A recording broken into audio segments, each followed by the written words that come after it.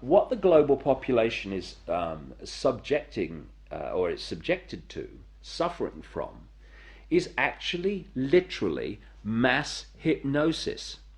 And when we talk about people who kind of start to see things and see the manipulation they couldn't see before, what do we say about them? What do they say about themselves? They say, I woke up. Exactly what they've done.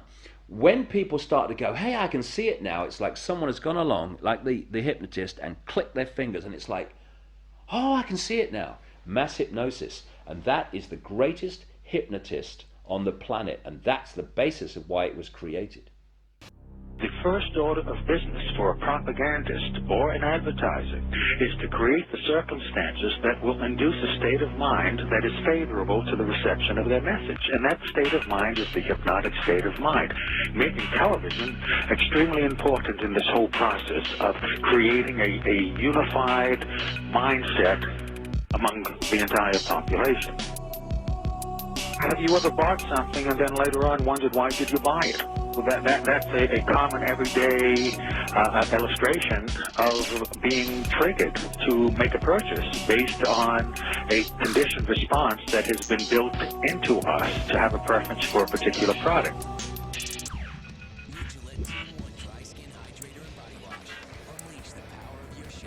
That is the whole point of programming, whether it be by an advertiser or a propagandist. There's really no difference between the two. One's selling products, the other is selling ideas. The whole point is to build into us a conditioned response where we will respond automatically without thinking, with a preference for a particular idea or preference for a particular product.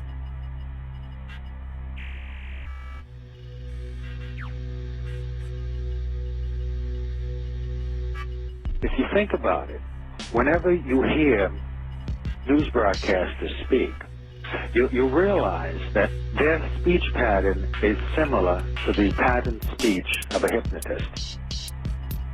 The news broadcaster looks directly into the camera and into the eyes of the viewer, another hypnotic technique. Terror experts are working around the clock to head off any new attempt to attack America, and they're concerned that in the not-so-distant future, terrorists could easily blend in with the U.S. population. Bob Orr now on al-Qaeda's latest tactics. U.S. officials are increasingly worried that the next attack on America could be carried out by Americans trained in terror. Report that will be released here in Washington tomorrow. It concludes that homegrown terrorism is on the rise in this country, and one of the most significant contributing factors remains the internet. But my question for you is this, real quick, Rob. I heard that on the 17th of this month, George passed an executive order that says you can, if you protest the Iraqi war, you can have your assets. Oh, sorry about that. Sorry to cut you off. Balloontown, Connecticut. Oh, no. Have you ever heard that phrase, everyone knows that, mate? Well, why does everyone know that? Well, it's because this system is controlled by what I call repeaters. They're people in the situations of power and influence who just repeat what someone else tells them. A doctor is repeating what they were told at medical school and what the drug companies tell them.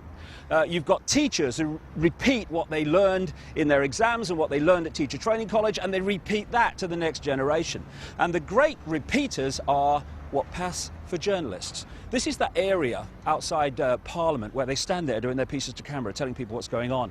Here we have the crews waiting for the journalists to come across from Westminster and stand there and tell them what's happening in the world. The fact is, they don't know what's happening. They know nothing. So this is what they should be saying if they were telling the truth. Now over to Westminster for the latest news from David Icke. Thank you, you. Well, I've got to be honest, mate, I haven't got a clue what's going on. I tell you what my job is, right? I wear a dark suit, not normally, but, you know, I'm playing here. And I'm come over from there, and I tell you what they've told me is going on. And I deliver it as if I know what's going on, and it's really true. I haven't got a clue if it's true. But they tell me, and they wouldn't lie, would they? I mean, would Tony Blair lie about what's really happening? Would George Bush, please? I'm a journalist, trust me.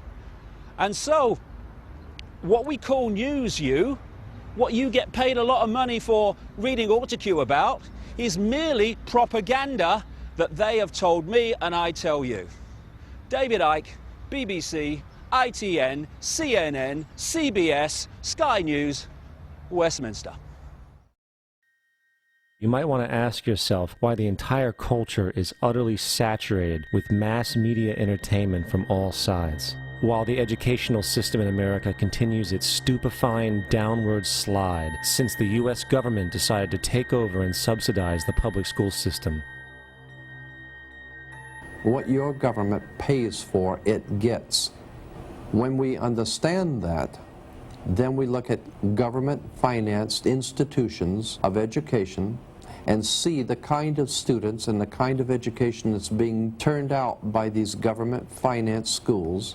Logic will tell you that if what is being turned out in those schools was not in accord with what the state and the federal government wanted, then it would change it. The bottom line is that the government is getting what they have ordered. They do not want your children to be educated. You think the purpose of education is reading, writing, and arithmetic? The purpose of education is to change the thoughts, actions, and feelings of students. Hitler wanted to control the education system in Germany. Stalin did in Russia, Mao Zedong in China. You have to get a hold of the minds of the young, where you break the person's values. You break their understanding of their individuality. You bring them to consensus with the group. They become a member of the collective. It's Soviet education, basically. Might as well say it. It's Soviet education. You cannot expect to have a smoothly running world socialist system if you have people out there who are going to object to what you're trying to do. So you have to brainwash. If you sat around a table and you said, right, what we need to do is we need to find some way of getting young people to see the world the way we want them to see it, so that by the time they become adults, they are completely following the reality we want them to believe in. Someone might say, well, they might not have it but you know the ideal thing?